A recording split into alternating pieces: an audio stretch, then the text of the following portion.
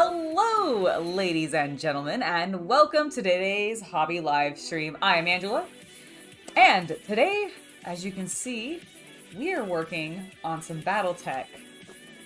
Well, this is the paint that we're using. We're working on some Battletech miniatures. I have a whole bunch of them here. We'll probably be working on like one of these today, maybe two. But I have a challenge for myself. You see, I was walking around, I think my local mall, and I think I found this in, I want to say actually like a Legends store. I'm not sure specifically, but I found this specific Battletech paint set. Okay, and I have my macro lens on, so it's you can't really see the whole thing, so that's why I'm showing it to you in the small camera right now. So I have this, right? And I thought it would be fun to challenge myself to try to paint these mechs using just what comes in this box, rather than utilizing my, very large collection of other paints and basically kind of forcing myself to not rely on contrast necessarily. This is going to do two things, I think. It's going to, one, challenge me to paint a little bit more traditionally, in the old school manner, if you will, where I'm just using, base colors, highlights, and shades, rather than the contrast colors that I, frankly, am very, very, very used to and confident with. And two, I just think it would be fun to just try to limit myself to the color palettes that are available in here. Obviously, I can mix the colors, so I can still make new color tones, but it's all going to be based on the hues that we actually get in this particular pack, which I thought would be pretty cool. So let's get started. I have not a huge concept of what I want to do specifically. I was looking online, and I was actually on Catalyst Labs' Instagram page, and I was looking at what they were sharing from fans, because there's Adepticon's coming up, as you guys know. Speaking of which, there will be a live stream tomorrow where I will be covering what comes out at Adepticon, at least on the Games Workshop side. It won't be all the Battletech and everything as well, but I'll be at least covering the watch along of Games Workshop's specific announcements for that day. So if you're interested in that, come see that. I will be keeping an eye, obviously, on what Battletech maybe announces or just it has going on, but that's the live stream specifically that I'm covering. Also, hello to everybody in chat. Hello, hello. You might notice that you guys aren't seeing your chat on screen. That's because I will be doing a little bit of recording for an upcoming painting tutorial, basically based on exactly what I said, where I'm just utilizing the colors in this set. And I just want to get started on that, get a little bit ahead of myself, hence the Battletech stream that you're getting today. What was I saying? Oh yeah, we were talking about Adepticon. But yeah, so that's the stream that I'll be covering. I completely have blanked on what I was saying. Sorry, it's been a little bit of a busy morning. I got up late. I slept in. I was a bad person and I slept in today, and it's completely thrown me off because basically everything that I had planned for today got pushed back, and so some things got eliminated. And part of that... Oh, that's what I was talking about. I got back there. Thank you guys. You guys are awesome. I know you didn't do anything specifically, but I'm going to pretend that it's your willpower going through the camera at me that reminded me of what I was talking about. So I was talking about how I had zero plan for these guys. So I was on Catalyst Labs' Instagram page, and I was looking at things, and I saw a couple of different designs that sort of inspired me. I've also been looking at, honestly, just the card art, which I know is super tiny, but it does have some cool stuff on it. I really do like some of these more simple, where they're a little bit more just one color with maybe a couple of accent colors, versus also doing some cool things like this. And I do want to attempt to do some freehand. I think another thing that I want to challenge myself on with, because these guys are a lot of flat, clean panels, is doing maybe a little bit of freehand on them to do stripes or just other common designs that you might see, like hazard stripes or something. That would be kind of cool. But yeah, I think that would be rad. There was one in particular that I really liked, and I'm just trying to see if I can find it. Where was it? Oh, it might be in this pack. Oh yeah, I really liked this one. This was a cool design with the red, yellow, gray, and white. I thought that was pretty neat. And then I do... Oh, this one. I really like the red and purple together. Which I realized that I actually have a larger photo of this one with all my starter sets. So I'll probably be using this a little bit as reference. But I really like the look of this with that, like, gray. So it's got a lot of gray, like, raw metal. Which this does come with a metallic, so I can do some stuff with metallics. But then do, like, panels in the red and purple. And I don't know, I might try, like, you can, I don't know how, yeah, you see how it's actually, like, they drew it on. And I'm like, do I want to try striping it? Do I want to actually try striping it? Possibly. Possibly. So let's go ahead and get this thing open, because I actually haven't looked at everything that comes inside of it. Paint them up like the Bad Batch? Michael, that's actually a pretty cool idea. Maybe I will do a couple of them. Oh, I could make one look like Tech specifically. Now I'm sad. That's a great idea, though. I really like that idea.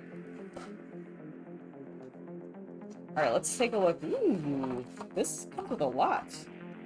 Now, this is specifically an Army Painter set, which I think is pretty cool. I like that Army Painter collabs with both Battletech and Dungeons & Dragons to make... And actually, I think they...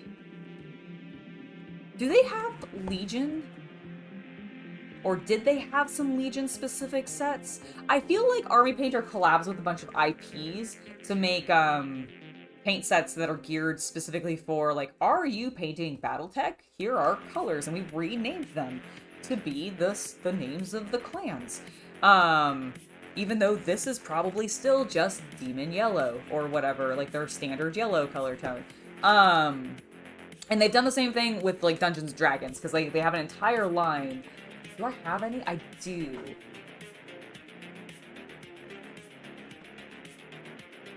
I have the Nazgul ones. I think I have...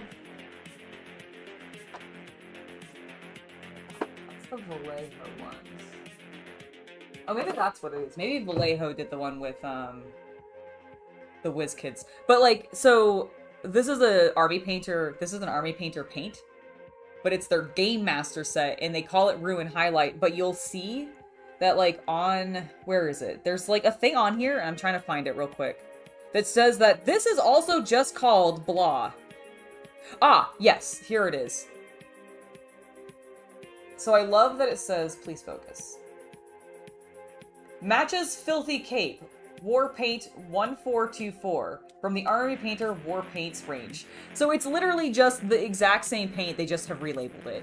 And that's all they're doing with some of these, and that cracks me up. But it's a great, like, I honestly think it's a great way to just get more paint out there, to get more people painting, because they may want to follow the precise guidelines for, like, Battletech as given by that, and use the colors as named by it. Which is pretty cool, you know what I mean?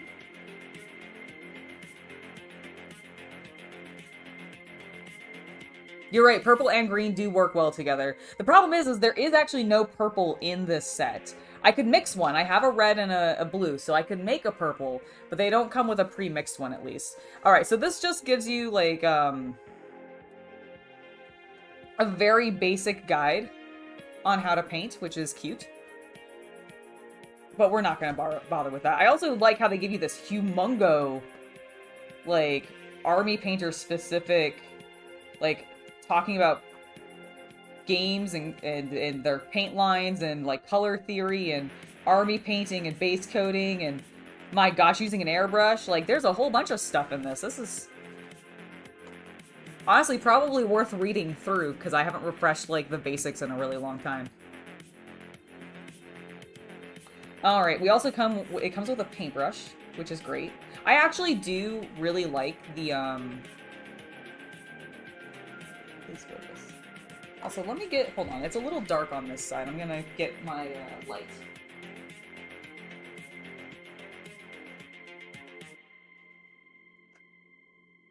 There we go. I think that's lit better. I feel like that's, oh, but you can see it in the camera. Hold on. Ugh, no, let's move it. Let's go over there. Is that still... There we go. Haha. Alright, so we've got a nice starter brush from the Army Painter. It really hates focusing on these. Show the brush.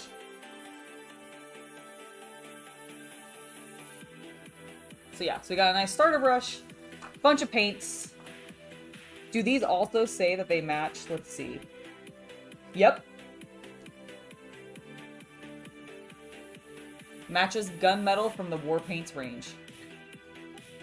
That's great. Oh! Oh! Oh! Okay, I did not realize... Oh, fuck, they are so... They're so good to me, Army Painter. The Army Painter is so good to me. So what I have discovered... And I probably would have read... Like, I probably would have discovered this if I had actually read the goddamn box. But I didn't, because I was just like, oh, this looks cool, and I was like, I'm gonna do a thing on this. These are both speed paints. Which is awesome. Which is honestly very, very cool. So this one looks like it is, yeah, that's just a normal... Oh, and so is the... Okay, so, and we've also got... Ooh, so this is their new line. I've not tried Speed Paint 2.0 yet. And I think that's what these are. Let's see, what does it say it is? What does it say it matches?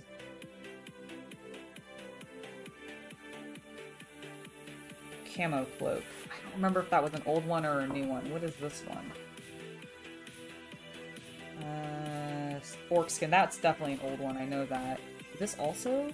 Okay, no. So that's normal. Oh! Is this one of their new purples? Purple Alchemy. Was that an old one? I think that was an old one. I don't know. But there's more speed paint in this than I anticipated, and I am hyped for that. That completely changes some things. That completely changes some of my approach to this, actually. I have been seeing a lot of 3D printed Battletech stuff as well, and honestly, that makes me very excited because I have a 3D printer now. And so, although I do feel a little bad for Catalyst, because I do think it's stressing them out a little, how easy their mechs are, I think, to 3D print. But I, for one, am quite hyped. Okay, so I have way more speed paints to play with than I anticipated. Let me just grab a quick photo of this so that I can reset it for when I need to do some B-roll footage later. Since I forgot to grab that before... One of the things I wasn't able to do before getting started, so I just want to... I guess I suppose it doesn't actually matter if they're in the same order, but I want them to be in the same order. Dang it. Alright, cool. Alright, let's separate out speed paints from normal paints so that I know what I'm working with. Whoop, I'm gonna knock things over. Alright, so here are our speed paints here. Oh, are they conveniently... Well, no, that's still... That's... Oh. Oh, actually, they are. So good. Okay. So, the way that it seems to work is normal paints, white caps, speed paints, silver caps, metallics, black cap.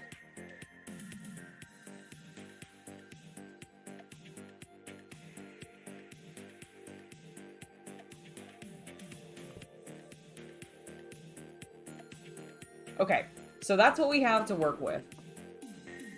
Alright, less opaque paints than I actually anticipated, which is fine.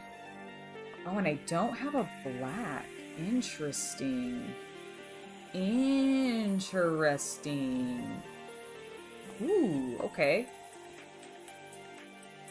I might have to make one concession to my plan and bring in a black paint, which I feel like is an okay concession, as I feel like most people have black paint.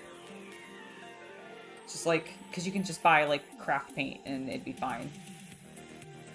But for right now, this is what we're going to work with. We also have a primer, which is going to have to function as my white. It's going to be interesting. Alright, to make things easy and a little less stressful for myself, I'm going to start with... And you guys are going to have to tell me which mech this is. And I might have to do a little bit of touch-up on some of my primers in some places. Oh yeah, I forgot. I didn't retouch the bottom sides.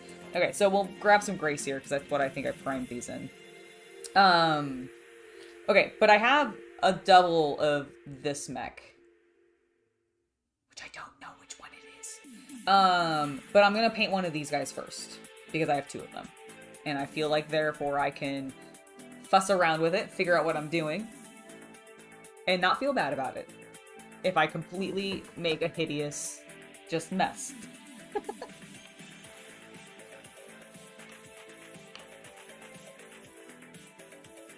But yeah, if you guys could let me know.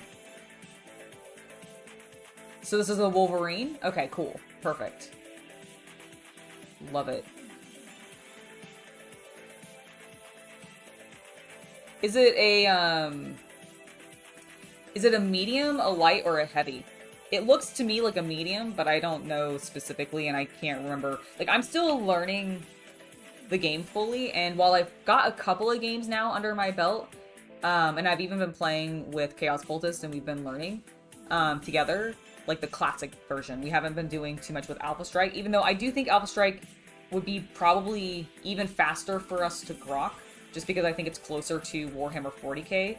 But I really want to learn the classic version. Like, I want to deal with the heating and all of that stuff. So that's like the next steps that we're getting into, is like learning how that all works and how to track it properly. Because I think we understand, oh, what's the acronym? Gator? Gator. I think we get that decently enough from the few times that we've played. But, you know, more practice is good. It's a medium? Okay, perfect. That's what I thought. It looked like a medium to me as well. Alright, I need to get my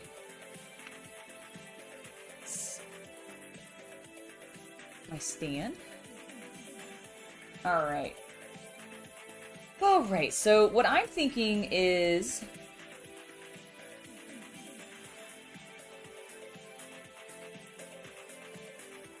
I might...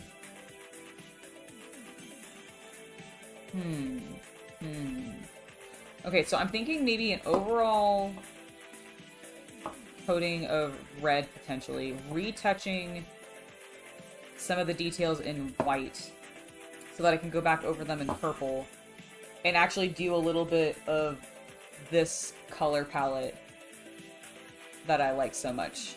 Is that actually the same type of... No, it's not the same type. Where is this one? Do I have this particular mech?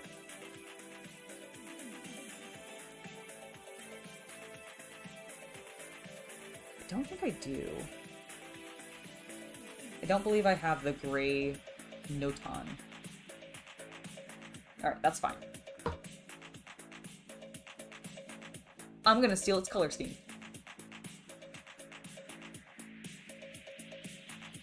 That's what I've experienced. So I've played Alpha Strike like twice, maybe?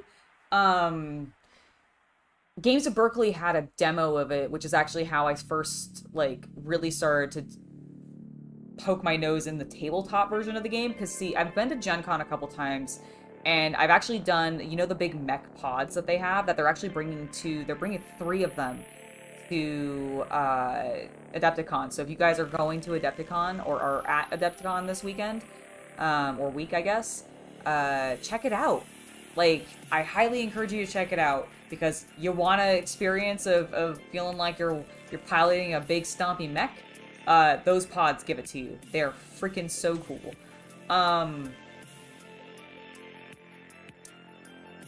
What was I gonna say? Oh!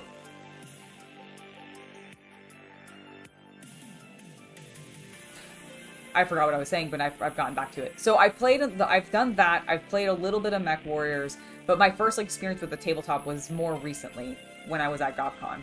And got the demo there, and I got demoed both Alpha Strike, which was really cool. I think I did that first because, again, I'm a 40k player, so that's more familiar. And then we tried the standard one, and then from there I started going to their Battletech meetups while I was still living in the area. But because I moved away from it, getting over to the game store at this point is a longer drive than I'm willing to commit to, and parking is not always the greatest, especially with what I'm used to out where I live now. So I just can't justify it, which I'm sad by, because I would love to keep playing and like going to it, but I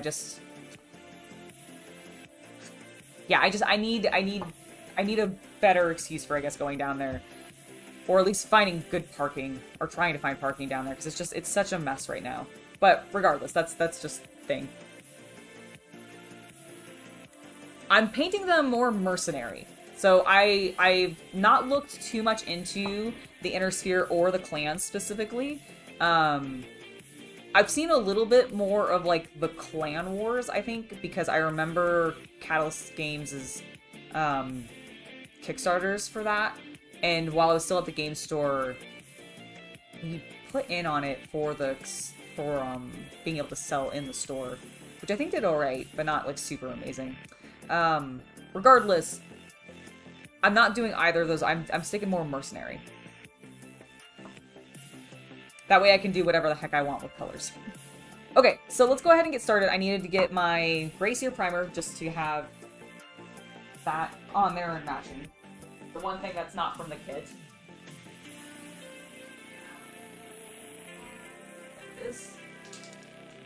Just to do a little bit of touch up, because I noticed on the undersides of the arms, there's a little... Ooh! Sorry, bumped that.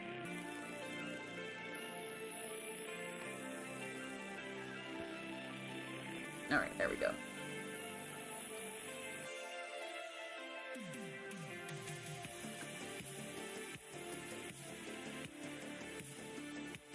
Let's try their, super tiny brush, I realize. Thinking about it, this is actually not the size brush that I would give to a noob. Like, somebody who's never painted before. Because this is so, like, this is a great detail brush. It's not a good base coating brush. Alright, let me get...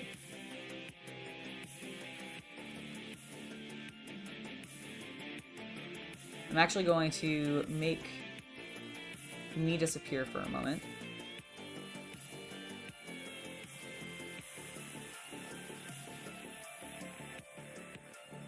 We're gonna get some B-roll footage.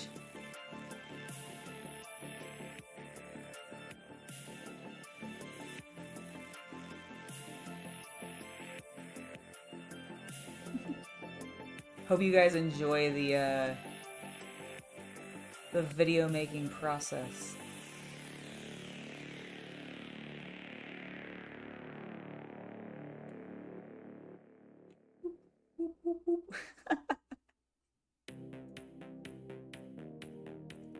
There we go. Magic! Oh my gosh. It is magic! Alright.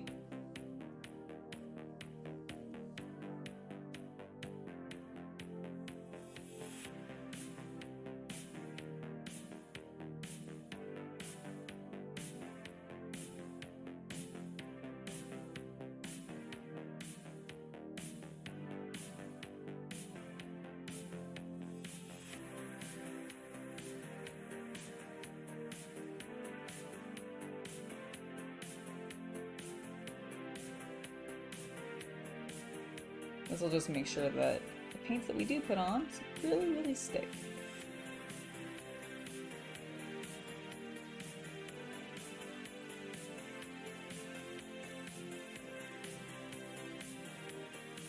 But I'm also trying to be delicate with it because I don't want to fill in those lines too much. I want them to really pop when it comes to putting the paint on it. It explains also in the guide why they showed like a... Honestly, it looked like contrast paint to me, or speed paints. I was like, huh, that's interesting. I didn't realize this set was actually coming with speed paints.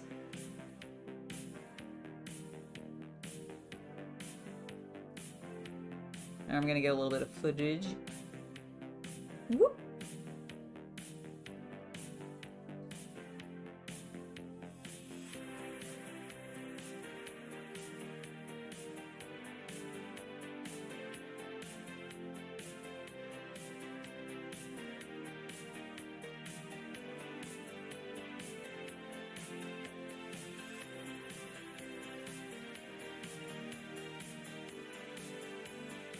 There we go, that's looking good.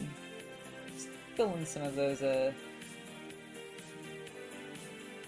slightly uneven stuff that I got when I primed these.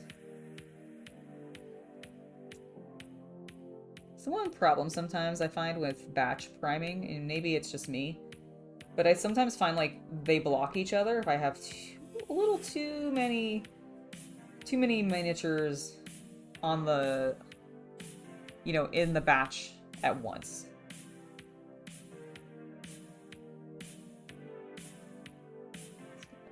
Fill that in a little bit, spread all that paint around.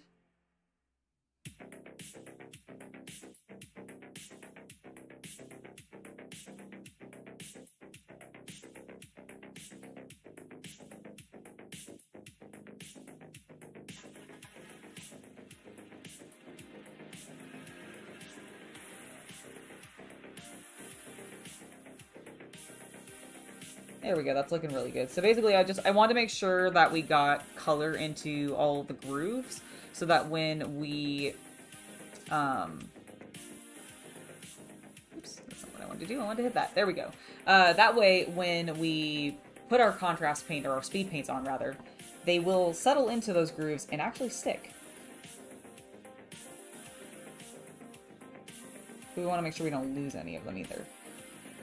And overfill them with paint, so we gotta be delicate, patient.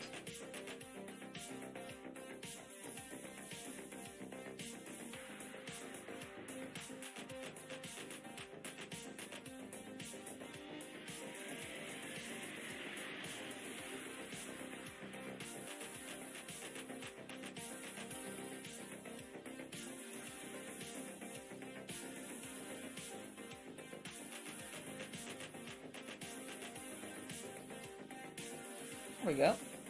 Oops, sorry. Went out of focus for you guys. I hadn't realized. There we go. Yeah, I think it's like just a consistent problem with batch priming.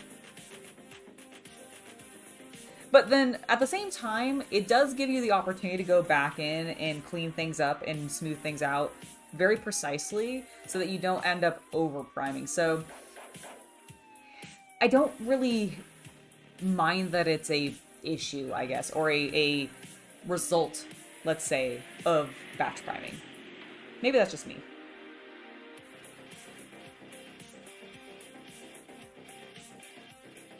The land ahead is home to a great many dark elves. Not that there's a problem with that, of course.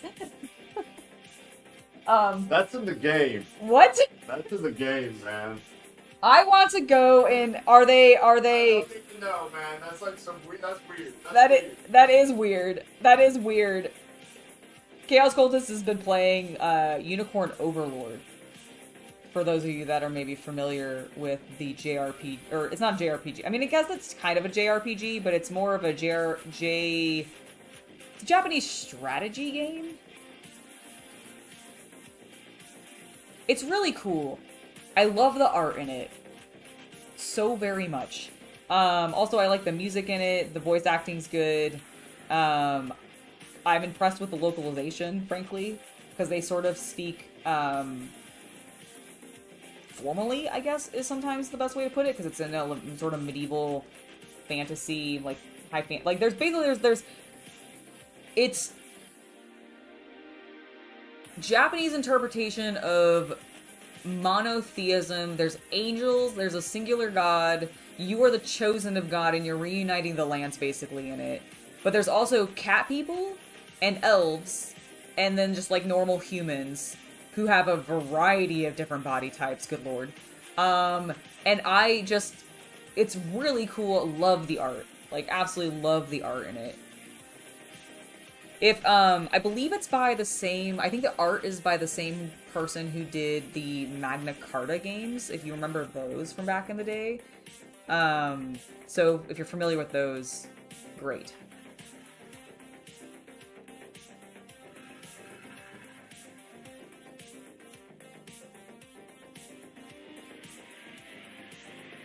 Ooh, camouflage would be cool to try, Alex. Yeah, Battletech! Woo! I'm glad to see everybody so hyped.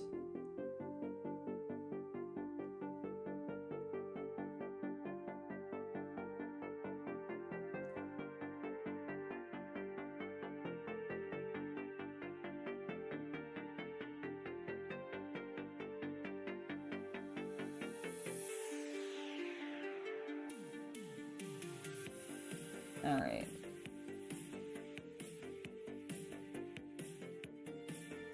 Do a little bit on the front. I think I got more coverage on the front than on the back on this guy, but just to be on the safe side.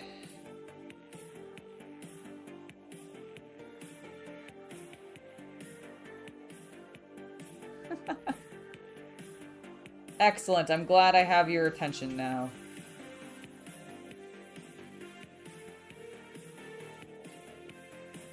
The plan today is we're painting some Battletech. We're specifically just using the colors in a Battletech specific paint set that I got. I tried to combine paint set and Battletech all at once. It was going way too fast in my brain. My mouth really couldn't catch up. And that is the goal. I'm just doing a little bit of touch up of my primer before we get started, because I noticed when I had flipped his arms upside down that I had missed a little bit of sections, so I'm just doing a quick touch up.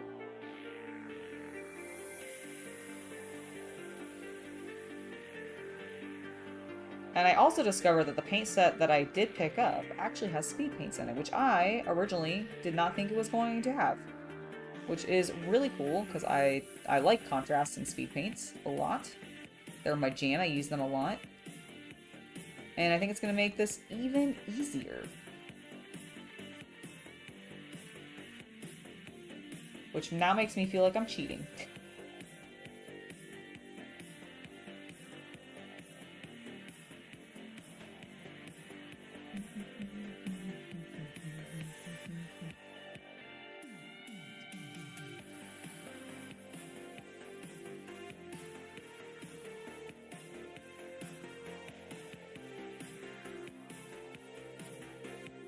All right.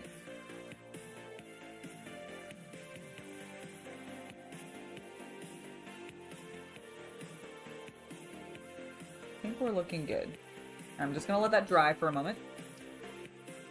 I'm gonna go grab a refresh on my soda. Here, I'll leave him on this beautiful screen for you. With a...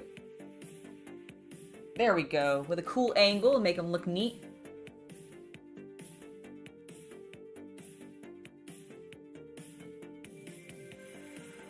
Oh, nice. So, real quick before I go get my drink, I do actually have, just speaking of like old Battletech, okay? I've shown these like once or twice maybe on stream, but for those of you that have missed it, at Pot of Gold, one of my local toy stores actually, I found some old metal Battletech minis. So this one is a SHG-2E Shogun by R. Charette. I probably butchered that. I apologize. Here's the name. R. Charette. It's a Rawl Partha miniature, and this one I think specifically contains lead. So this is one of my lead ones. And then I have this one, which is the same company, but this must be a little bit early, hold on, words are hard. This one has to be later in time in production because it is lead free, but it is a DRG 1N Dragon, so it's a dragon, I guess. I don't know what the numbering before that. And this is also by actually R. Charette, and then it says 2 POS. I don't know what that is. I don't know what that means, but that's what it says.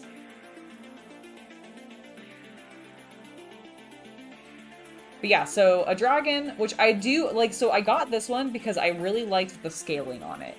Like, I don't know how. Yeah, you can see it there. So you see how it's got like that cool scale pattern? I just thought that was really neat.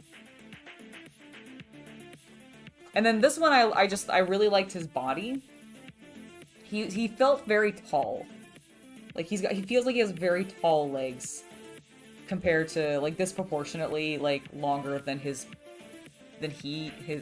should have, and I just think that's funny. I don't know, he just looked long-limbed to me, and so that's why I got him. Also, I just thought it was cool that it was like, oh man, a lead miniature? Well, let me just lap that. Not actually.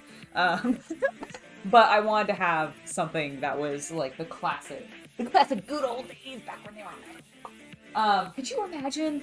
Like, okay, so the kudos that I just have to give to anybody who used to run full metal armies, whether it was Battletech, but especially armies that were of a much larger scale, like Warhammer 40k, where you would actually need to be bringing, like, potentially thousands of points worth of miniatures, and if, good lord, if you had, like, goblins or Skaven or something, like, that had huge numbers to it, that must have weighed so much. Like, I applaud you for, hauling that stuff around. Okay, so here's the plan. I'm gonna go grab a drink real quick, and then I'll be right back.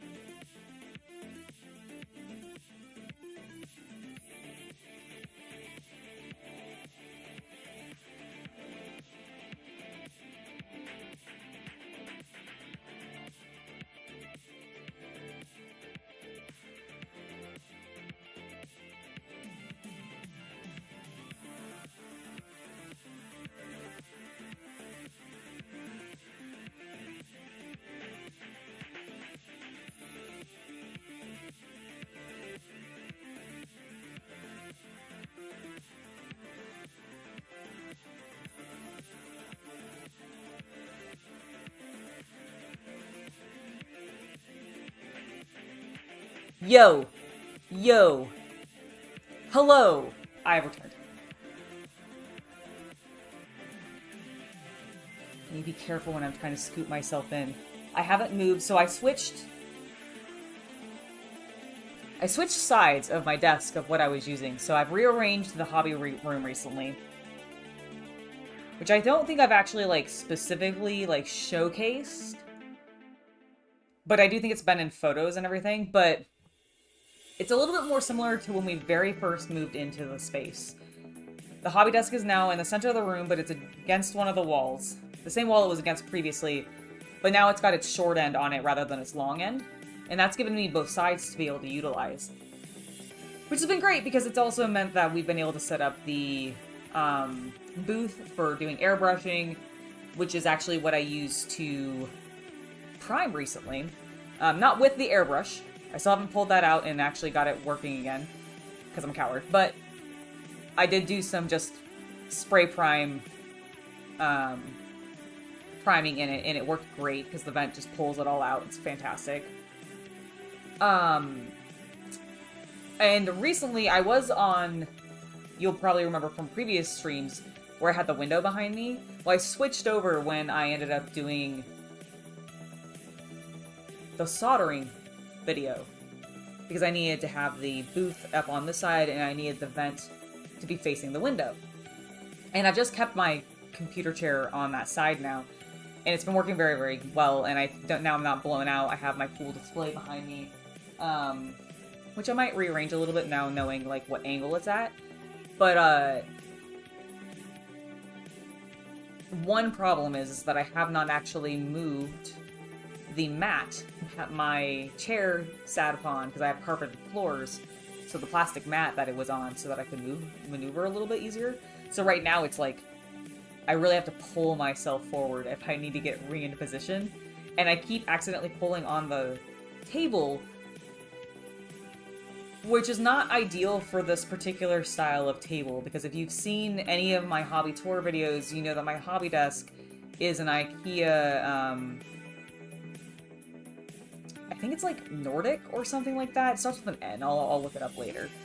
But it's a collapsible table, so it folds, the two sides fold in, and it makes it really nice for, like, moving it around and, like, being able to take the table elsewhere if you need to, or just, like, rearranging it. but it also makes it mildly unstable because it's only got like one angled leg that's really keeping the side up. And occasionally when I pull on it, I shift that too much, and I need to be extra careful. But the point is I need to move that mat over so I can actually stop having this problem and scoop myself forward easier.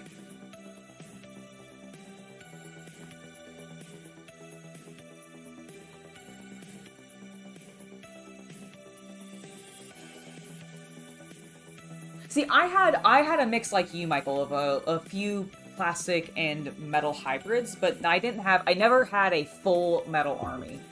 But I can imagine, yeah, some of you were saying that, yeah, your bags in school were metal mechs along with the cases and books, so it was like 40 pounds. I believe it. I believe it. Dude, I've seen people out there who still modernly only use metal miniatures, and I applaud those people because it's so much harder to find metal miniatures modernly, so like... I mean, I guess it depends on, like, what systems maybe you're running. I guess Battletech maybe might be a little bit easier. I imagine that there's probably a fair number of people who just still have those available, like, and probably might sell them cheaply, because I can't imagine there's, like, a huge demand for them. Therefore, I can't imagine you sell them for that much, but I don't know. I have no idea. Like, I don't know what the rarity of some of them are, because I don't know how many print runs. Like, I have no concept of how frequently certain miniatures would have been produced, like, for how long, for example. So, no idea.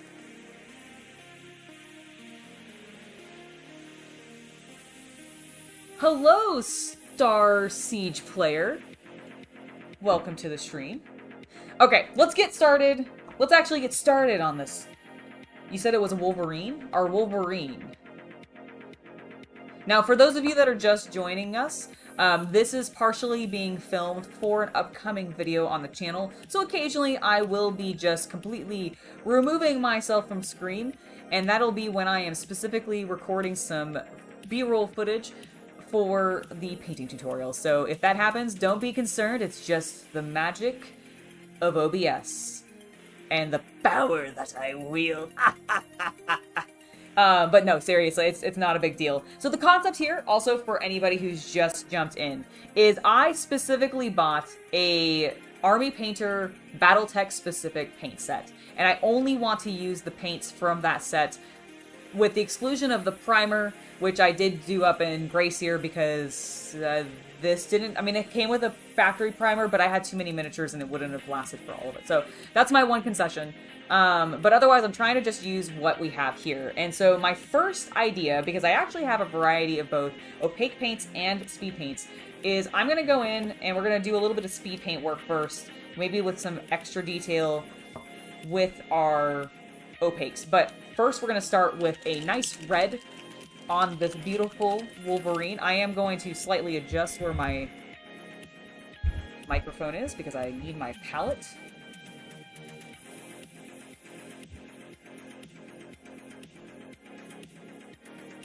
Alright.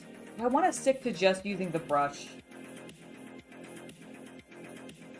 Let me ask Chaos Cultist real quick if he thinks that's important to the video, because I am inclined to say no, because I can tell you right now that using this size brush, using something this small, to do that much work with speed paint is going to be a pain in the tuchus, and I would rather use something larger. So let me go see if part of this challenge is constraining myself to that.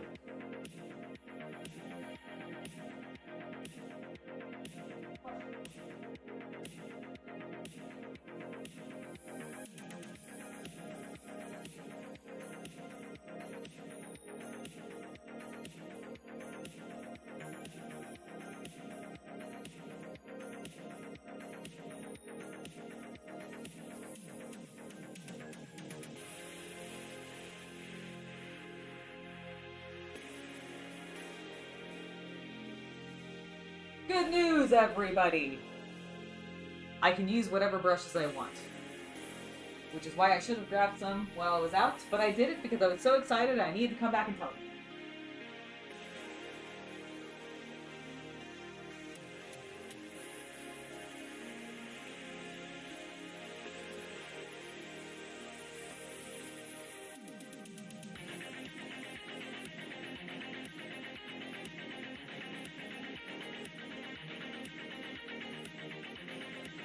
Alrighty. Like, honestly, the brush that it came with is going to be fine for doing some of the detail and maybe possibly even the freehand that I want to do, but this base coating, it's terrible. And that is something, just as a critique across the board to pretty much all of the starter sets out there that you get for brushes, or, sorry, the starter sets you get of, like, paints, and then it comes with additional brushes and others, because we are gripping too hard, so we're all working with these super tiny brushes when we could be working with something normal sized. Like, hold on, there it is. Like that! Like this size, this is good. This is a good base coating brush.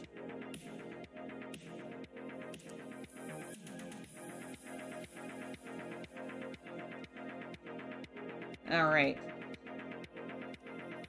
Let's try this red.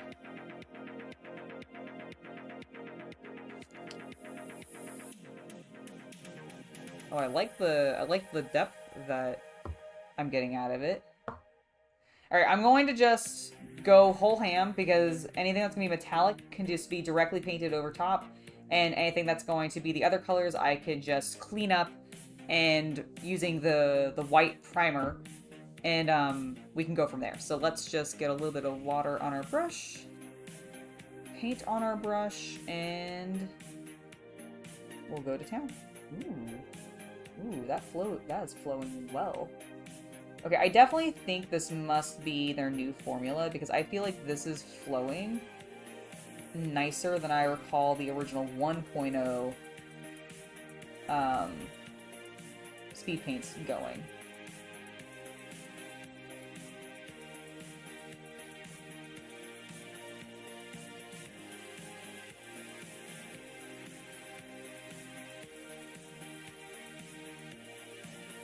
Alright, I'm going to disappear for a moment and get a little bit of footage.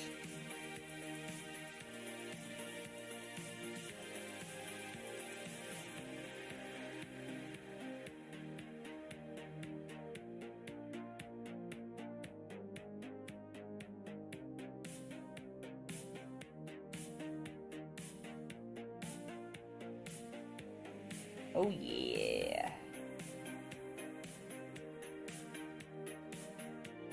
Try not to let it cool too much, but I'm also not trying to get it too thin, is the objective here.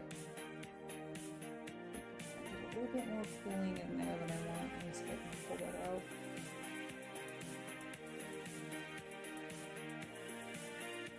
Alright, let's get a little bit on this side so it doesn't dry awkwardly and get stained.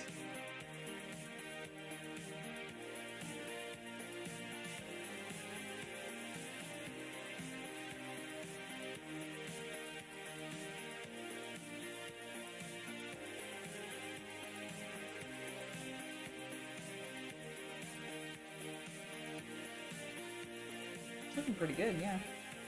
Alright, just a little bit more footage.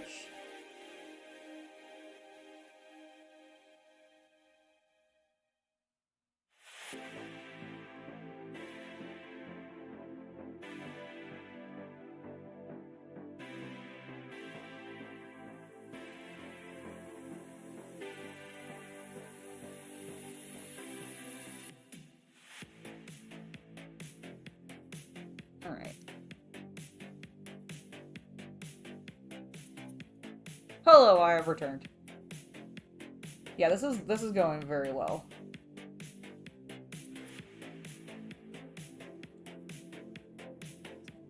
Honestly, gonna make this project so much easier.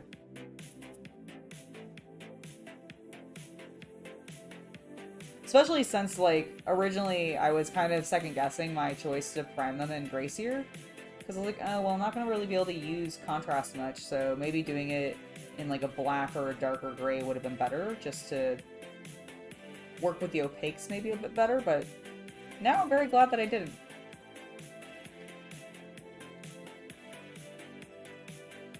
Alright, cool. That's looking great.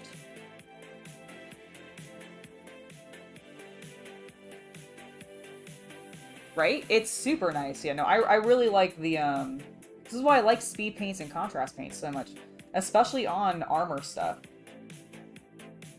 And because Battletech is so, like, chunky, but also panel liney, because it honestly, in my personal opinion, really takes from like 1980s and 90s mech, like anime.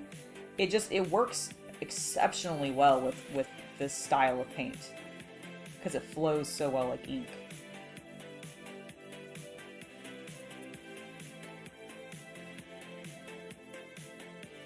I have ordered and they are being shipped right now. I think they're they're in progress of being delivered to me. My my Warpaints Fanatics. So I will be doing something with those in the future. I think we've got the full undercarriage. We're looking really good. And this is nice because I'll be able to really just pick out what I want to be in purple.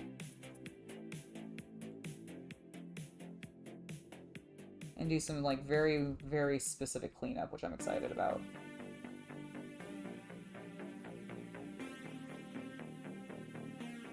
You know, I did not expect this project to take me back to, I feel like, more classic to my OG style of painting. From what I'm doing a little bit more modernly. Because, like, I didn't grisaille this. There's no slap chop or anything. There's no zenithal even. It's just basic primer and then contrast, or in this case, speed paints. Because we're working with Army Painter colors.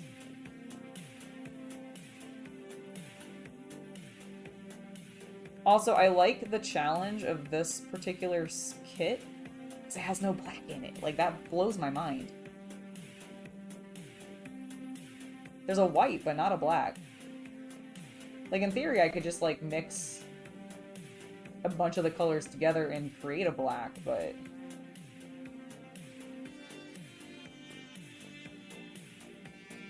I kind of like it, though. It gives you opportunities for other colors. Other colors that are maybe a little bit more fun, a little bit more experimental. That other people may not, like, initially go for. Alright, I think he's good. I'm gonna set him upright. Clean up a small amount of pooling that I got in some places.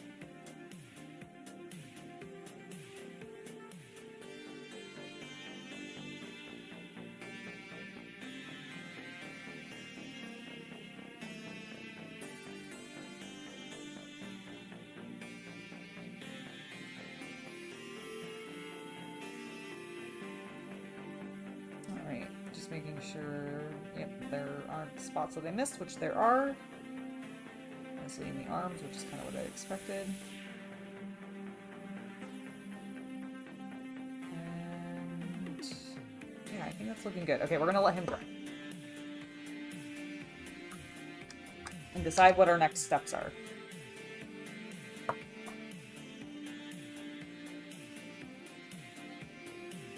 There we go.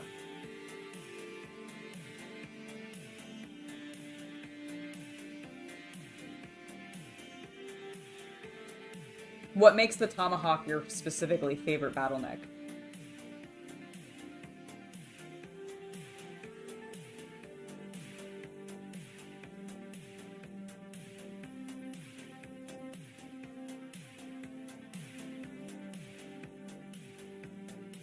I have not thought about what my Merc company will be named, Chris. It's a good question. Ooh, I'll have to think about that. Because, yeah, I hadn't considered naming them specifically, but of course they'll need a name. I'll have to look up what other examples people have done for their own mercenaries, so I can get an idea of, like, what would be a decent, like, in-world naming scheme. Because I know sometimes, like, they can be specific to a universe. So I think that would be something to look up before I decide on a name. It's a small warhound? Okay, got it. So is it fast then because it's smaller?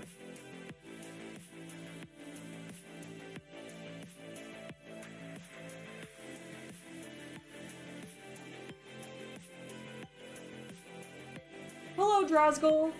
Welcome to the stream. Hope you're having a good day. Let's see where it is. Ah, here it is. Let me get this open while we're waiting for this to dry a little bit. Pretty happy with the way it's looking so far. The red is sharp. This, let's see. Where did I set it down? There it is. It's by the microphone. The Kurita red, but it's also just blood red from the speed paint line. Pretty good. I like it. These have to be...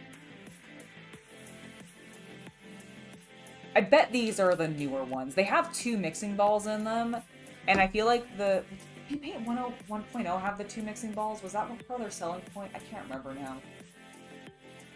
I know it's a big deal for them modernly. Like, Army Painter is like, man, we put 2 mixing balls in there. You want 2 little metal balls in there for more thorough mixing? We have done that. We got you covered. And I'm like, that's great. I love it. But you don't need to keep telling me about your balls. It's okay.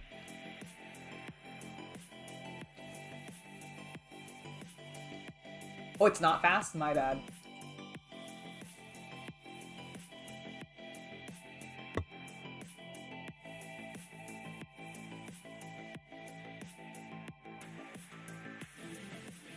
I didn't use any thinner, but I did use a little bit of water in my brush before I put it into the paint, which I do find helps a little bit of the flow.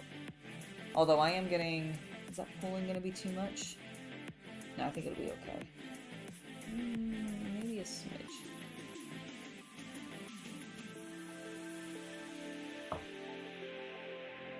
There we go.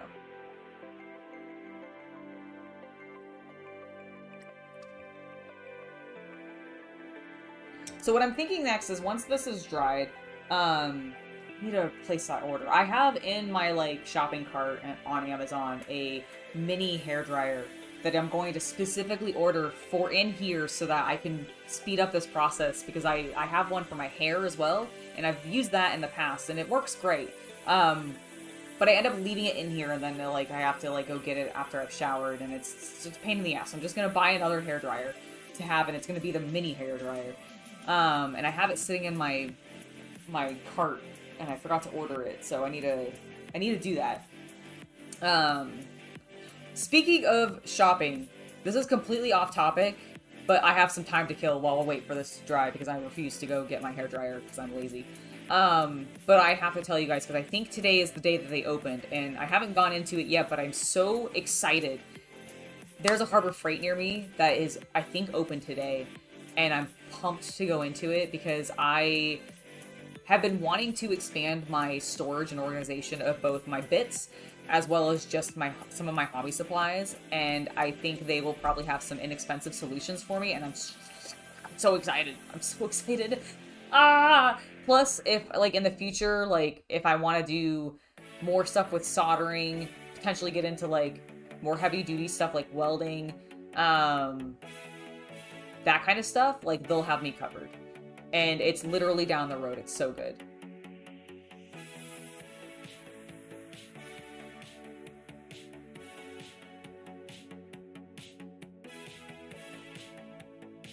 Oh, that's really cool. So are all of the Rel Partha, are they all metal? Is that the company back when they were only metal?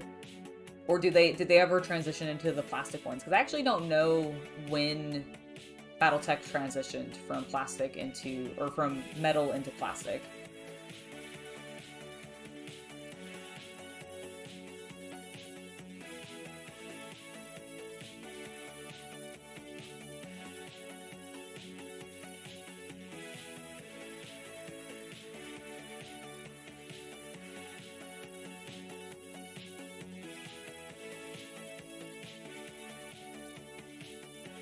Oh, nothing specifically. I just thought it might be something cool to eventually learn. I like keeping myself challenged and experimenting with new things, and I don't know, working on cars or something in the future could be kind of cool. Like, I don't have space for it now. I have a garage, but like not large enough, or like in a space where I could actually do like work on things. But in the like future, if I ever like have a house or something, getting like a junker and trying to like rebuild it or something would be kind of cool. And I imagine some welding might be useful in that. Also, it might just be a cool, like, I don't know, I feel like that is a skill that is underutilized modernly and not taught as much, and I think it'd be cool to learn it. In the same way that I'd like to learn someday, like, more about woodworking, for example, but it has nothing to do necessarily with, like, tabletop gaming. But I have a lot of other hobbies. I mean, I learned soldering recently, partially for hobby, but also partially just because I wanted to be able to do stuff with electronics in the future. What if an apocalypse hits and then I need to be able to solder something to make a light work or, like, connect a battery to something, and now I can.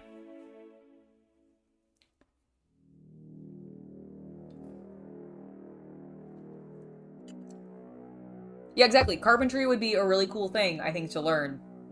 But I don't feel like it's as accessible as other things sometimes, which is a shame. Like, I miss these hands-on tactile things being prevalent in our day-to-day lives. Maybe this is just my fear of, like, AI taking over everything coming out, but, like, I want people to do things. Alright, are you dry yet? Mostly. It's mostly dry. There's still some spots that are, like, I think still pretty wet. Some areas in the joints, so we're gonna let them dry for a little bit longer.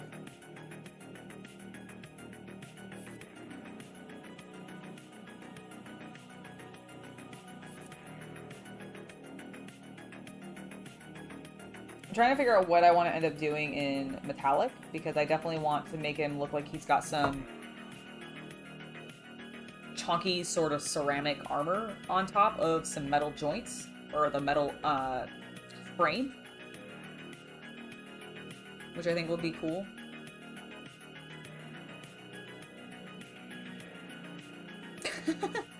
I mean, yes, I have learned some stuff like that on YouTube, but, like, I don't have a space to set up and, like, do a shop, for example, right now. That's a future Angela thing, because she doesn't have a current space where she can go to do woodworking, for example. At least not that I found immediately nearby.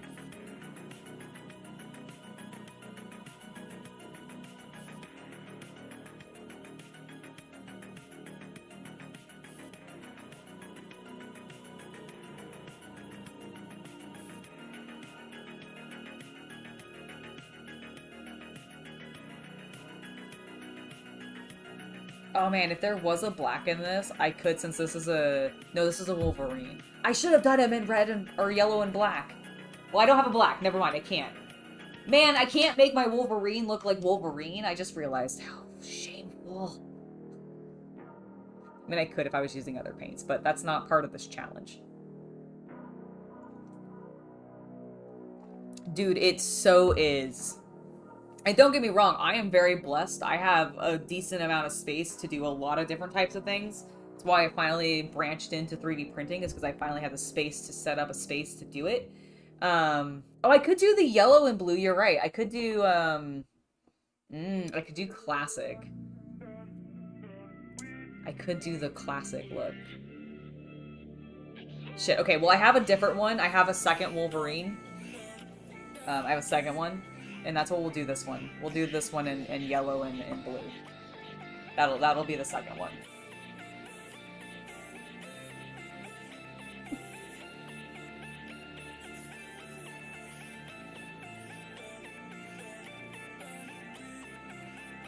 Hello, Havman. I am doing well. Working on some Battletech miniatures, as you can see. Got our red base coat down on our first guy. We're just letting it dry a little bit before we move on. Oh, I completely agree with you there, Michael. Like, modernly, don't get me wrong, I think college and degrees are very useful for certain fields. I want my doctors to have a college degree, is what I'm trying to say. However, I think there are a lot of missed opportunities for young people, especially, to go into the trade fields and learn, like, physical skills. Even, like, programming skills, potentially, like, that are just overlooked because of the prevalence of, like, tech in our lives as well as just now AI in our lives. It's such a shame. Thank you. I'm really glad that you think so.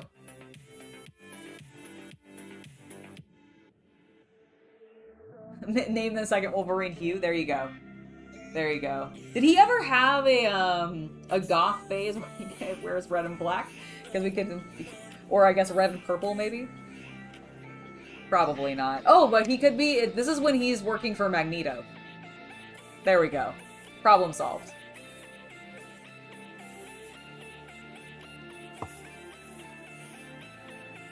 Oh man, I want to see that now. Like classic Wolverine suit, but done up in Magneto colors with the really vibrant red and purple.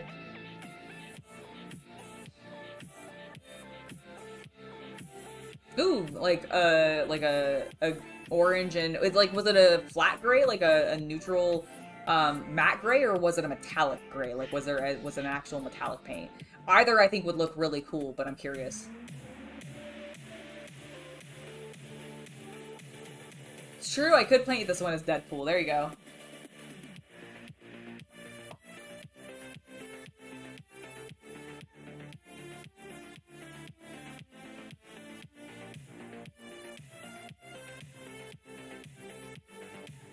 You know, I admit, I really do like the formula for their updated speed paints.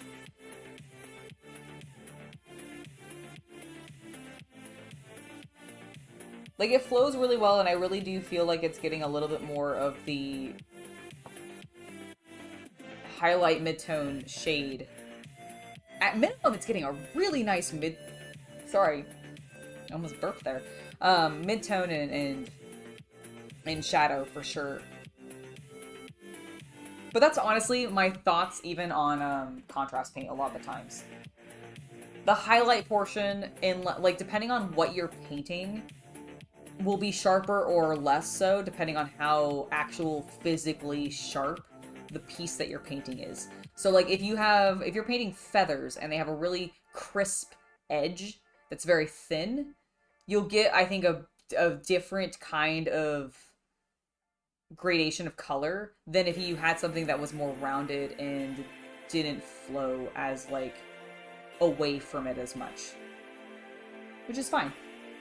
I think that's just, like, one of the interesting benefits and disadvantages simultaneously of the product. But it allows us to play with other things, which I'm excited for.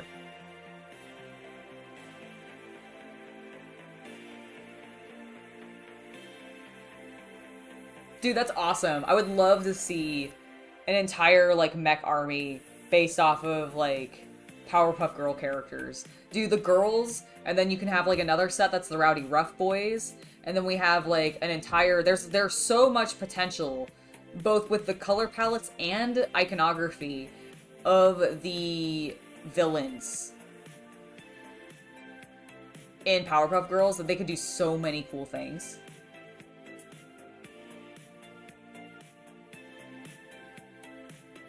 I have done some Marvel Crisis Protocol. I've painted a few things, but not recently. I've done a Spider-Man, and then I've done a Hulk Smasher, and I want to say there's like one other one, but now I can't remember what it was. Oh, thank goodness. I have been trying to get my neck to crack like all day and like half of yesterday, and I finally just got a decent crack out of it. So I apologize if that looked a little bit weird, but I needed that crack so badly. I think I slept weird the other day, and it just hasn't been the same since.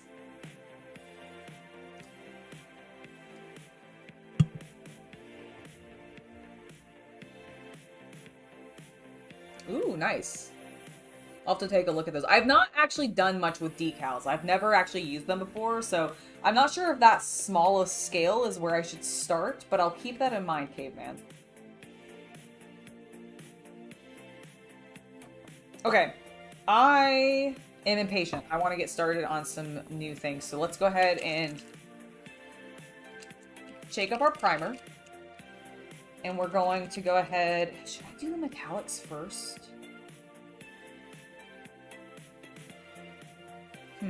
Okay, hold on. I want to take a look at my my inspiration. You don't have hands. That doesn't help me. Your hands are painted white. Okay. Alright, so it looks like the hands are painted the same color. That was what I was trying to determine. Okie dokie.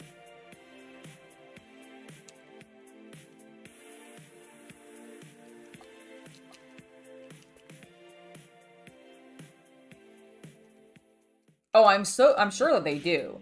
I'm sure that they make the mech look amazing. I've never even decaled a Space Marine shoulder. Like, if I was going to, like, that's what I should do a video on, is my first attempt at decaling, to get over my fear of dealing with it, because I always, like, start to think about doing it and then chicken out, because I'm a coward. I think I've said that twice now, I'm sorry. Yeah, I worry. Do I want to do...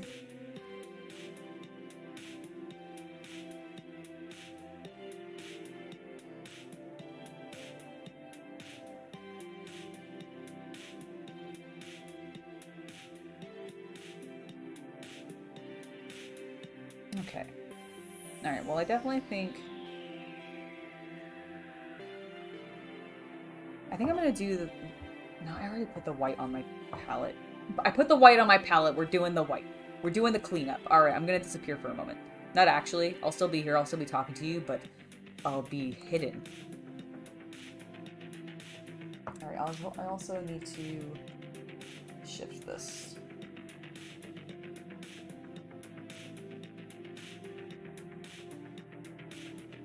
There we go. We're back in focus. Lovely. Alright. Let's get some of this white on here. And we're recording.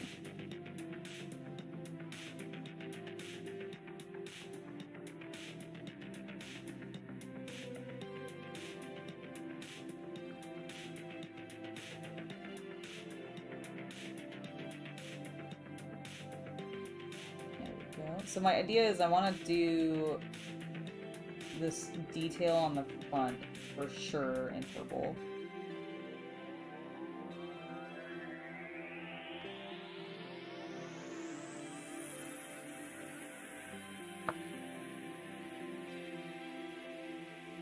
Just trying to get a good angle so I don't get this paint on places I don't want it.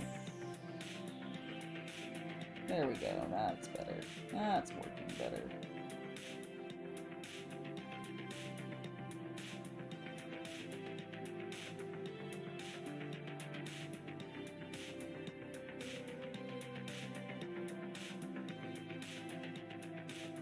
And this will take a few layers just because it's white on red. But that's okay.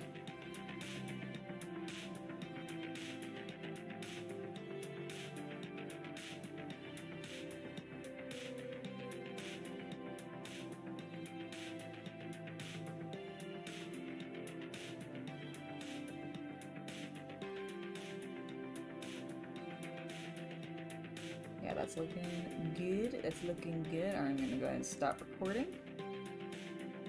And bam!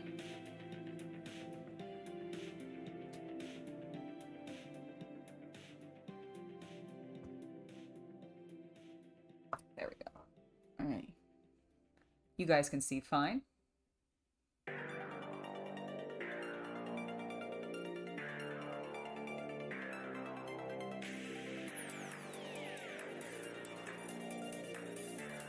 Yeah, I need to look into what proper chemicals to use for decals, because I know that you can just do the slip-on ones that are with the water, which is great. Oh, shit. Where did that come from?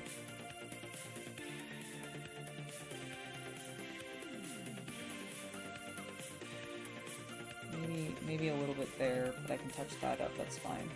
Sorry, I got a little bit of red on my hand, and I didn't know where it came from, and I wanted to make sure it wasn't a super obvious, like, spot where I now have like an insane blotch.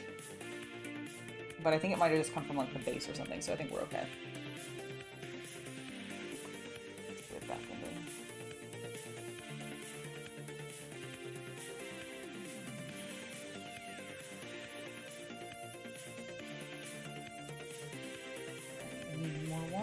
my brush, as well as paint.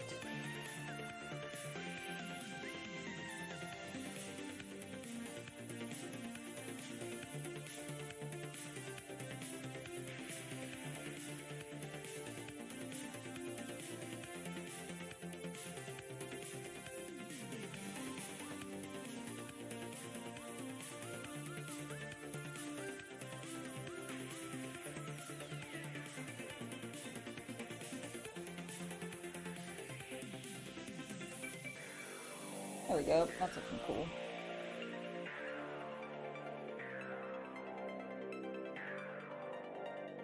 Dude, Overlord Tweak, that sounds amazing. Painting them up in Hawaiian shirts with khaki shorts?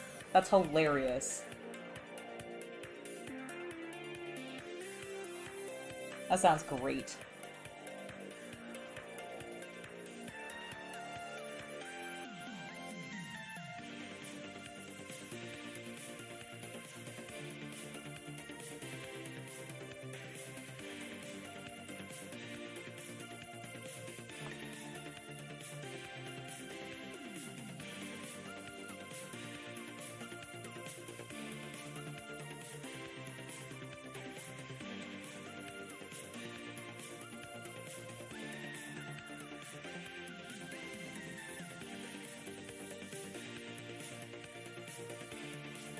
Being delicate and slow with this.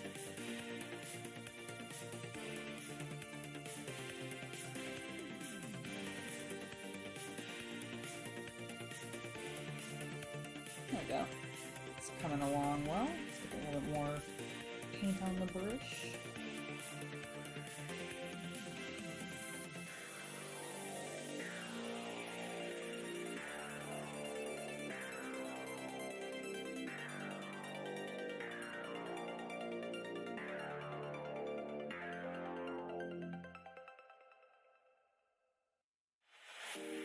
I know I'm off camera for a second, but it's a delicate area, so give me a moment.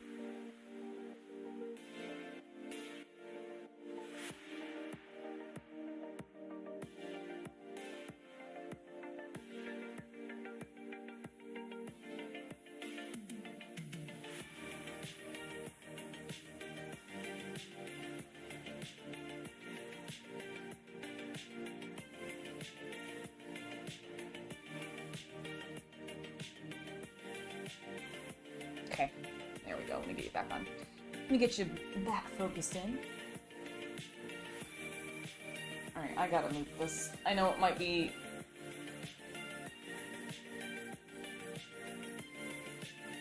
that you guys won't be able to see otherwise. And frankly, I won't be able to see, so deal with it, guys. I'm sorry.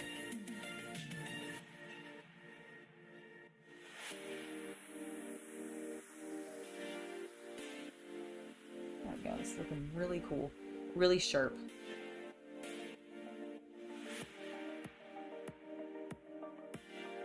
Nice.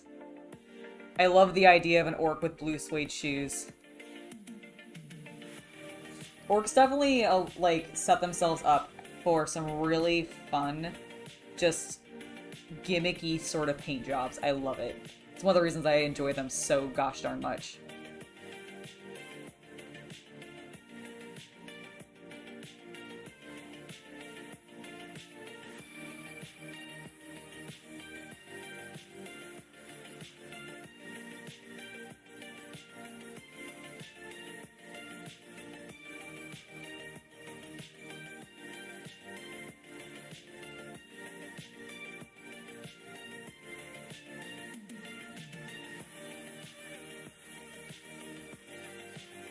That's still a little wet on that side, so what I'm going to do is I'm going to come back in and we're going to do a little bit of work on some of these other panels that I want to be purple.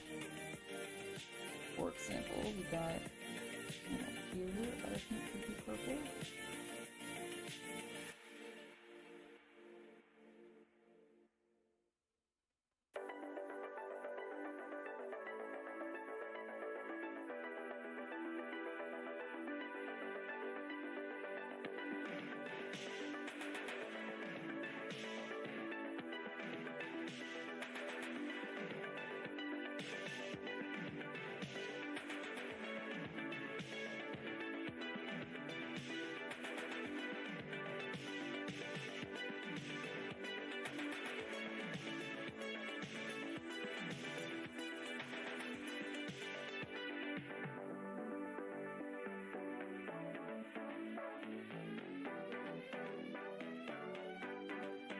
Go.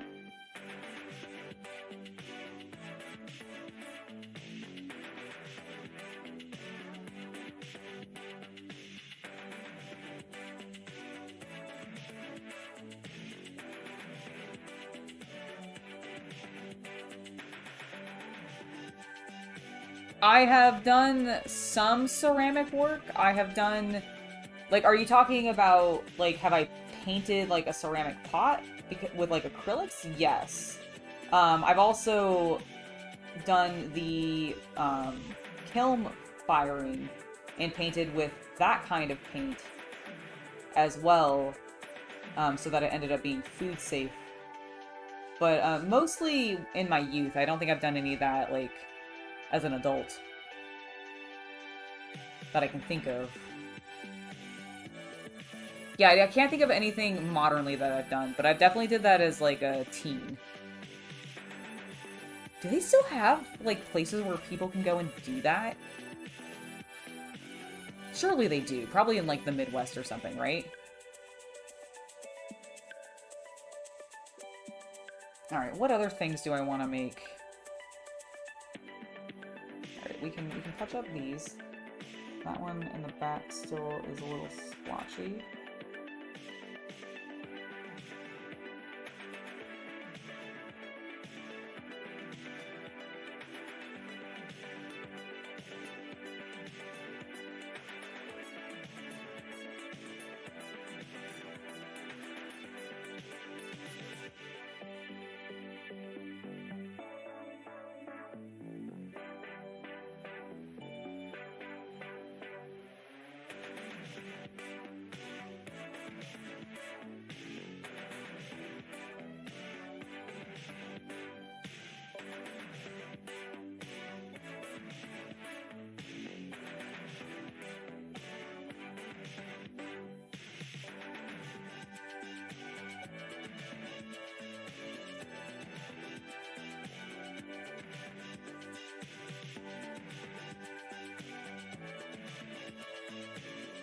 Get a little bit more of my white paint down.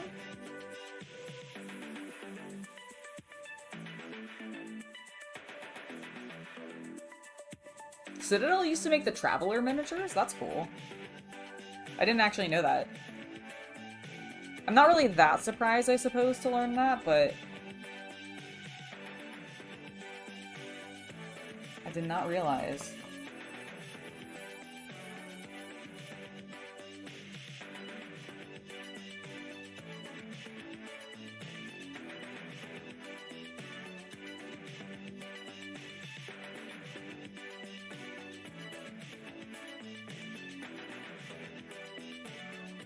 Oh no. Hold on. Hold on. We got some white paint where we don't want it. Let's get that up before it settles. Okay, cool. I think we salvaged that. Careful, Angela. Careful. Pay attention to what you're doing.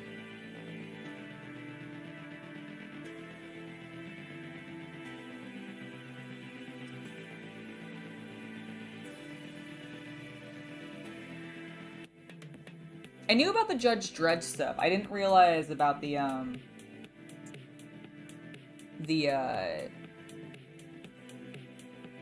Traveler one. That's really rad.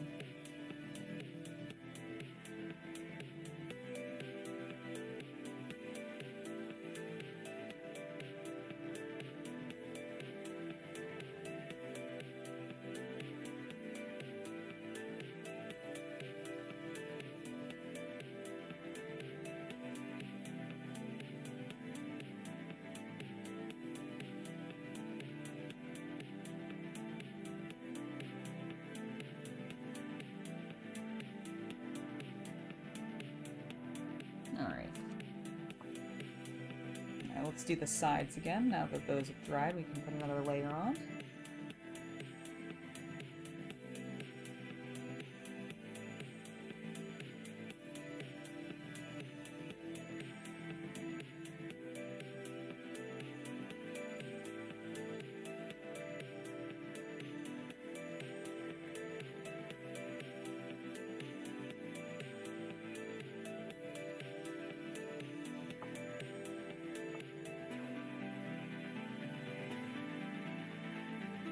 Alright, I'm gonna disappear for a moment to do a little bit more filming.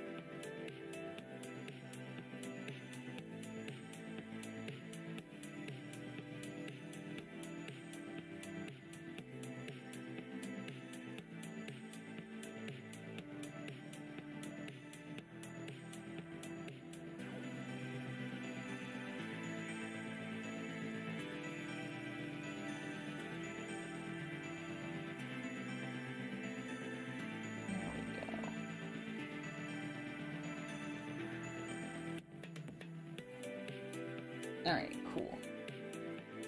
Stop that, turn that back on, and we're good.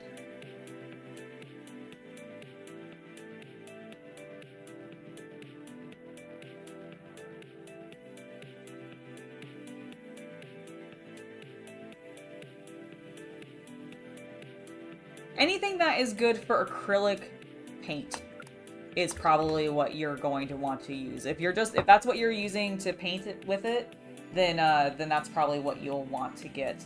Would be my suggestion. But yeah, definitely send me a photo and I'll take a look at it and see. You know, I knew they were part of like Steve Jackson was on their team and like and all that, but I didn't realize how incestuous, I guess, is the best way to describe it. The original GW was with the rest of the companies that are now like all separate from each other. It's interesting to see how many of them started together. Kind of in the same way, honestly, video games did. It's not. I guess I shouldn't be that surprised, right? All right. Let's see. What time is it? 2:30. Excellent. We got about a half an hour left. We're making some good progress. So I think I want to do... I'm trying to think what else I want to make. I think I want to do the, like... Okay.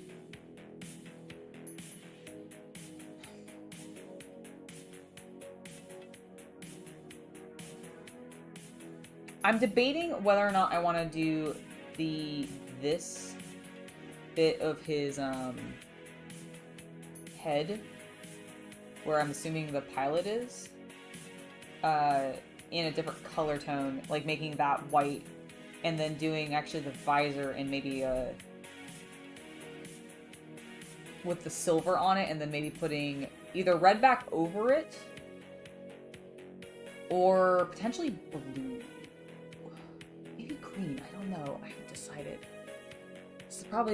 This is partially the problem when I don't come into it with like a super strong plan in mind. Alright, the way I do know that some of these need a little bit more white on them, so we'll keep working on those while I make a decision on what else I want to do. Because I definitely want more of it to be purpley. I just haven't decided where it all is going to go yet.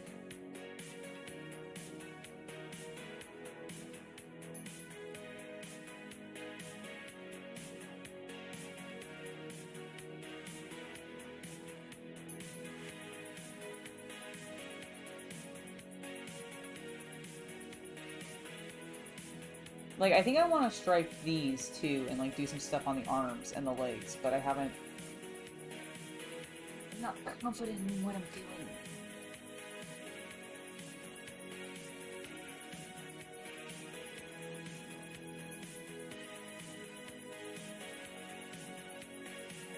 That's looking better. And those back ones.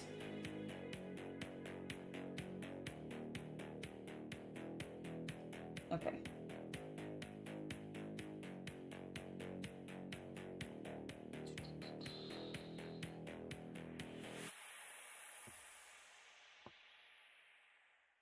Let's see, 1, 2, 3, 4.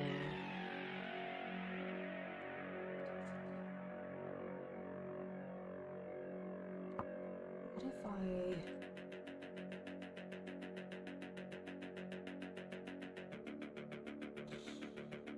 Just thinking about what I want to do. Sorry, I'm being very dramatic about it. Okay, what I do know I want to do is I want to make this panel here. Oop, I'm off screen, hold on.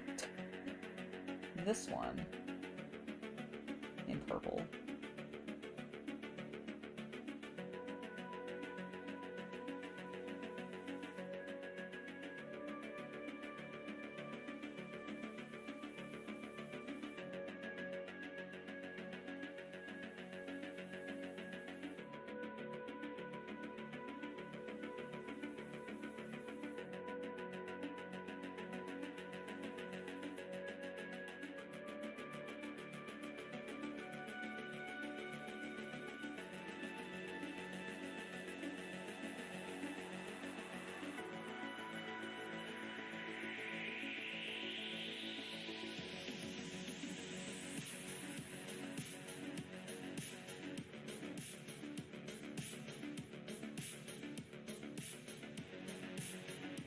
There we go.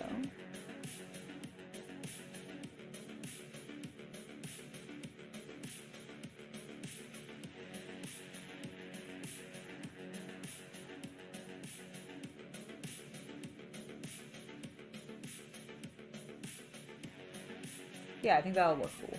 Oops, sorry. Did it refocus? Yeah, there we go. The only thing, I have printed some things recently. Oh shoot, I forgot to do that when I got home from the gym. Thank you, actually, Michael, you reminded me. I need to stir the resin because Chaos Cultist wanted to print something for a project he wants to make a video on, actually, which I'm very excited for. But I have printed some stuff recently. It's not appropriate for YouTube to share, though. However, my YouTube members and Patreon members are seeing some progress on it, and the video that I'm making it for and painting this thing for that I printed, it will be out on my Spicy pages as a reward for those who helped me with my 3D printer, or like getting the 3D printer. And I will eventually release it later for people who didn't do that. But I want them to enjoy it for a little while. So there is some stuff, but I can't really show it to you.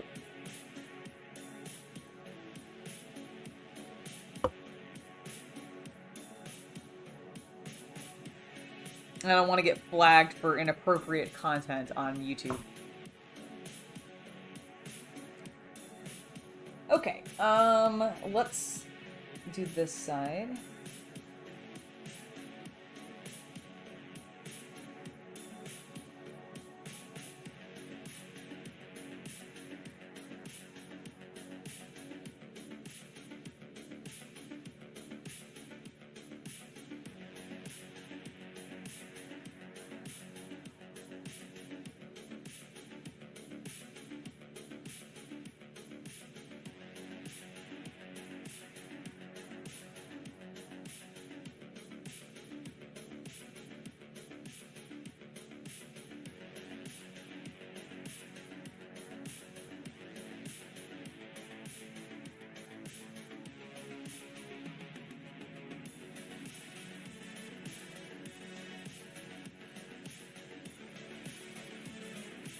I mean, yes, but YouTube doesn't care about a naked mech as much as they care about naked other things.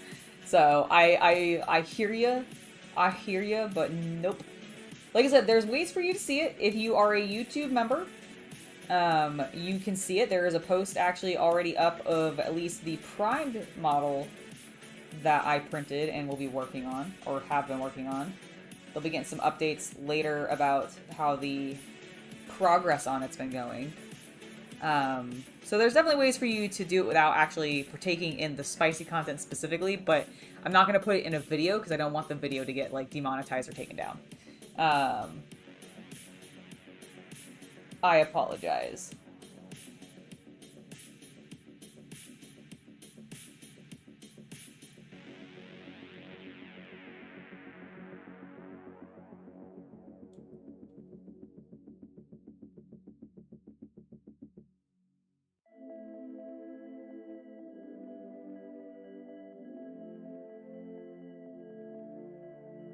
I already had a stream recently be taken down, not taken down, but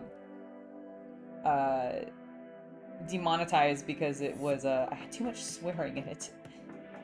My poor Helldivers video. Whoops.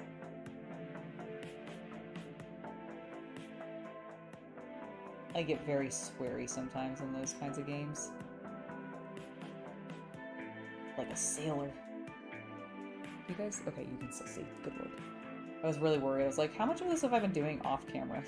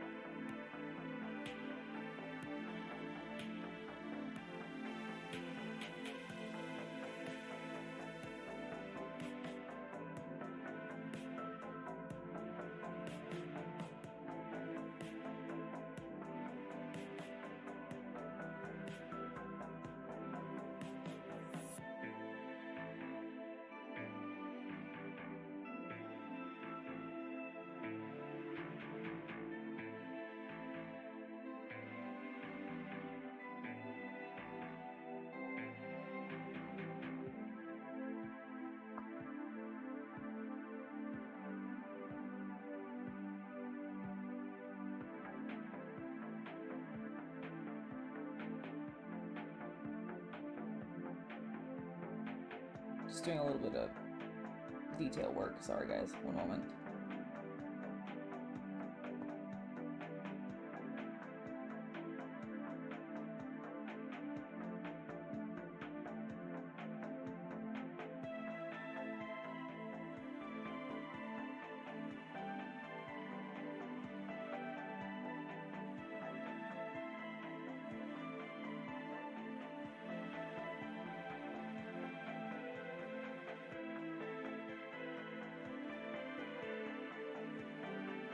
Alright, there we go.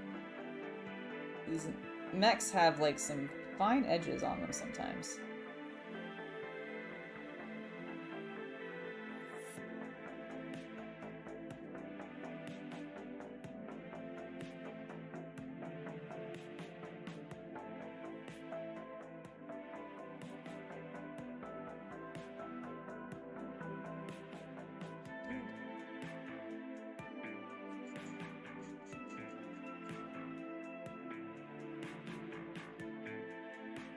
Alright, there we go. He's coming along great!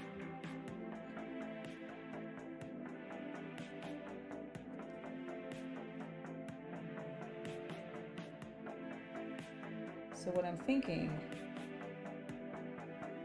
actually this little panel here.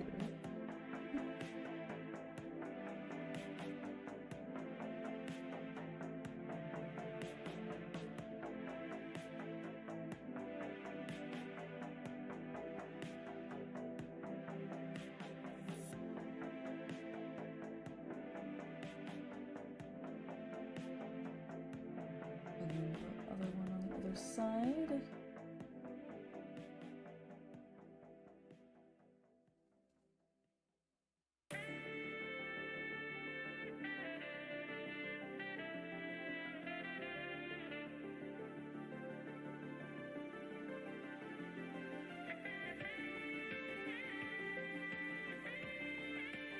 Alright, so that will be purple too.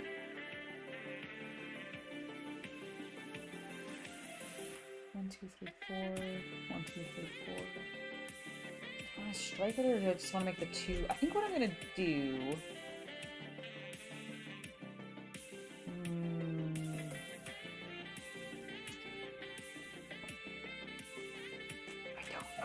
I don't know what I want to do in the arms. I'm debating... Okay, so originally I was thinking of alternating it. I could just do all 4 of them and paint them all white and just have this whole side panel be purple, or I could do the 2 middle stripes,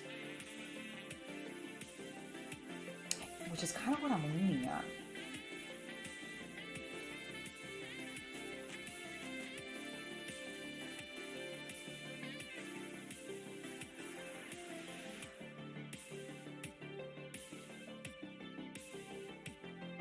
start there and see where it goes. How about that? Have a good one, Brother Experimentus.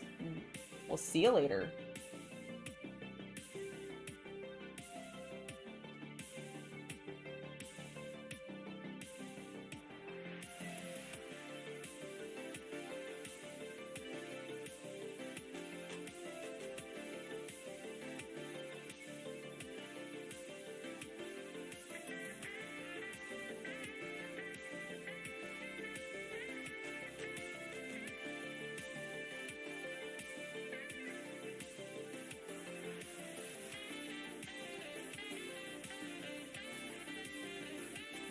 Okay, I just thought of something else I could potentially do. Do I want to do that? Yes. Yes, I do. Alright, we're going to do all of them in white, but they're not all going to be purple. That's what's going to happen.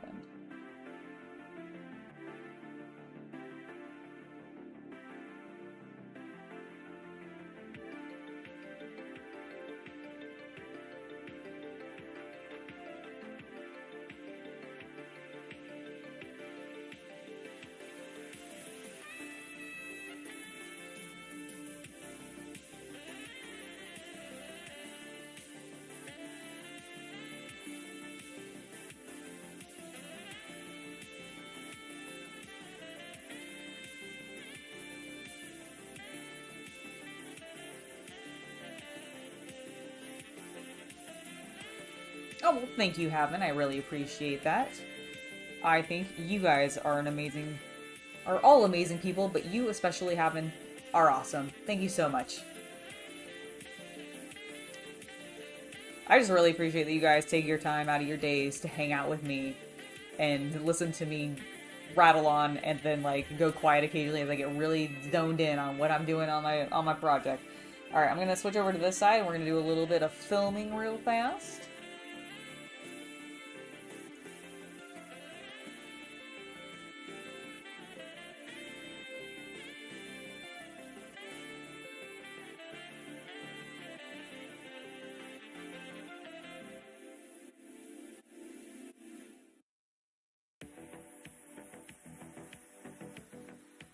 There we go.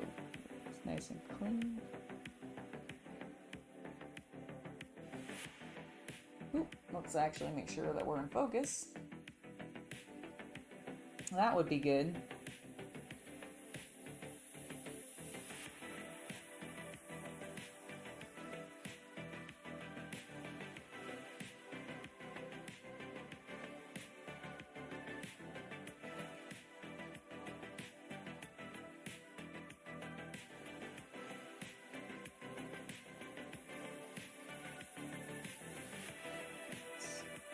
That over here.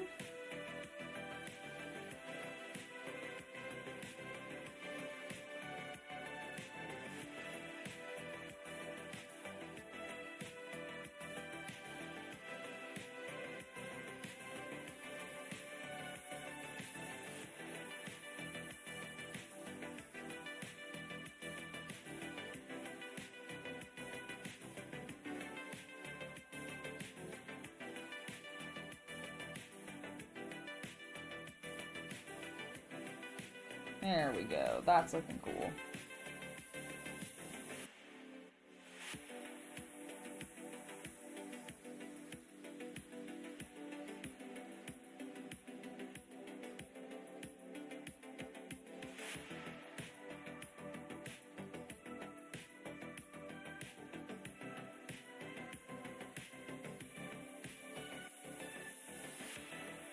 Alright, there we go. That's enough recording of that. I think I've got plenty of the white cleanup now.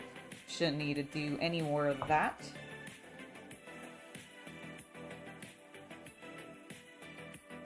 At least in regards to stopping recording and everything. Although we are going to probably call it here very shortly. I think I made some good progress. Oh, I should do the backsides as well.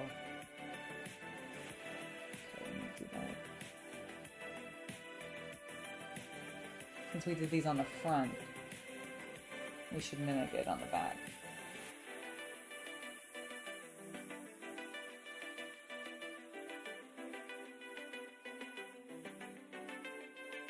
Okay, that looks good. I need to figure out a little bit more detail on the back that I need to do up.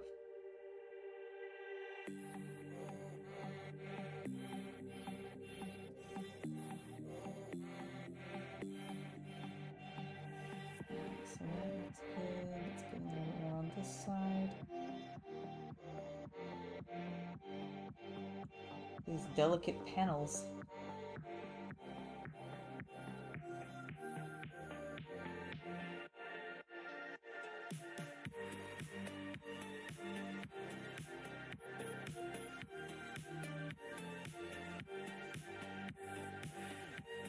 Feeling pretty good though. At least I've gotten ahead on the project, which is great.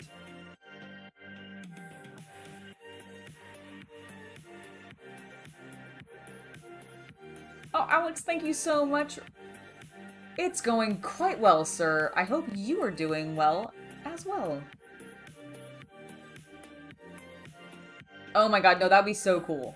I would love, like, printing servo skulls, like, full-scale ones, to be able to, like, have around as decor and stuff. Would be awesome.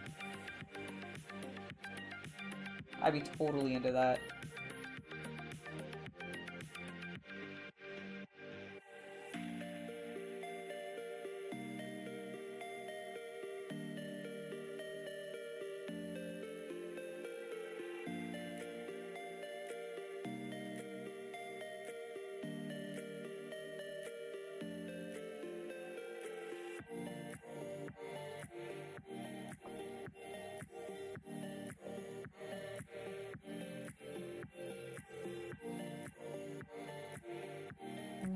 I think that's looking good. I think we're gonna go ahead and do this front panel here.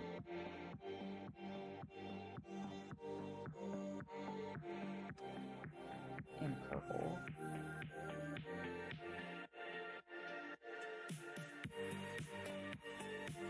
Which means I will do that over here too.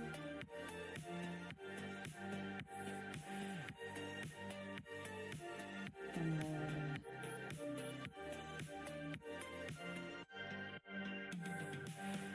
let's see, I don't know what else on the legs that we want to do it. Maybe those two panels there on the front and back, and that way we can leave the sides in red.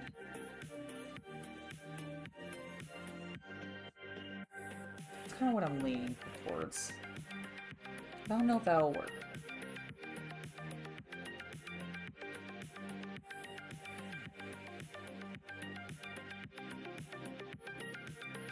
A light-up Star Trek model would be very cool. You are not the first to recommend that. It's definitely up there on my consideration, because I forget that they make some that are already, like, pre-designed to light up. So that would be a great way for me to start and, like, kind of learn doing that. But with a process already figured out for me before I venture into trying to, like, make my own stuff light up. Which is still eventually something I want to try doing, you know? That'd be so cool. But yeah, great recommendation, thank you.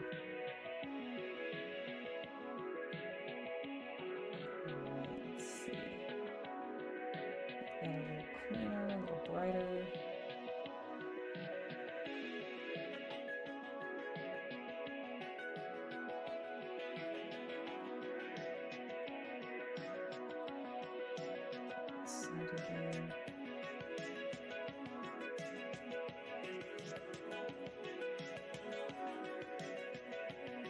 Heck yeah. Alright. That is starting to look really cool. I really like the blocking out of the various colors that I've gotten down. I want to do more of it. There's still some more stuff that I want to do, but I think we've gotten a great foundation. And I believe, because we're nearing 3 o'clock, let me check my time. Yep, about 7 minutes or so till. So I think we will probably go ahead and call it there.